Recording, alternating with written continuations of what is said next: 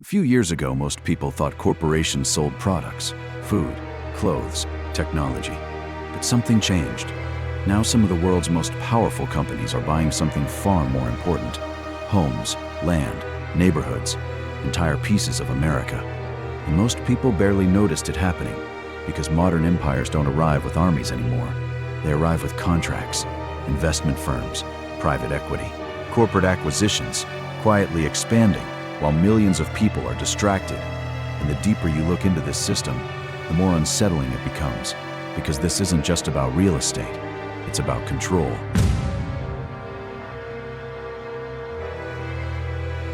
For decades, owning a home was considered part of the American dream. But behind the scenes, massive corporations started entering the housing market at a scale never seen before. Not to build communities, not to create stability, but to turn homes into assets.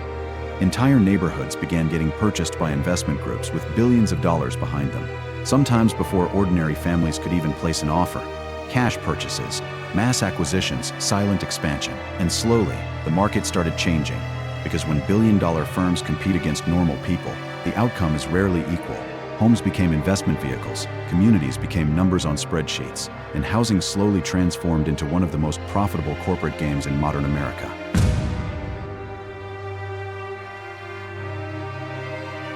But why would giant corporations suddenly want houses?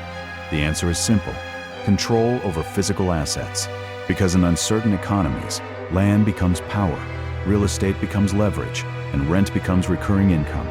Some firms realize something massive: people will always need somewhere to live. That means housing can become a machine, a system generating continuous profit for decades. And once companies understood this, the buying accelerated. Not just homes, apartments, farmland, warehouses, infrastructure. Modern corporations weren't just selling products anymore, they were quietly positioning themselves to own the systems people depend on to survive.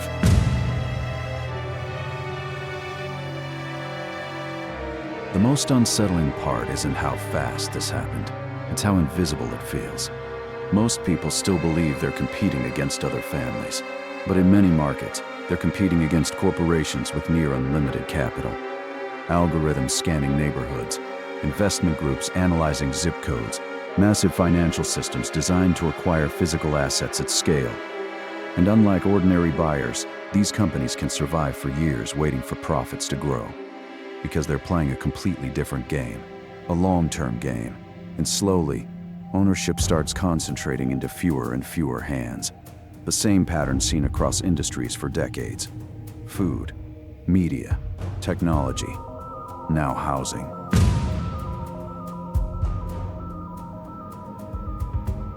This isn't about panic, and it isn't a conspiracy theory. It's about understanding where modern power is moving. Because the companies shaping the future aren't just trying to influence what people buy anymore. They're trying to position themselves around what people fundamentally need: food, land, housing, infrastructure, the systems underneath everyday life. And history shows something important. The people who control essential systems often control far more than money. They influence stability, opportunity, and sometimes entire generations. Which raises a bigger question. If corporations continue buying larger parts of the physical world, what happens when ownership itself becomes concentrated at a level ordinary people can no longer compete with?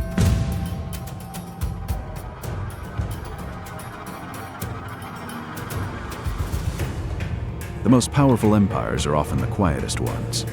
And in modern America, some of the biggest acquisitions aren't happening in public headlines. They're happening silently. One neighborhood at a time, one company at a time, one asset at a time. And most people still haven't realized how large this system is becoming. Welcome to Hidden Empires.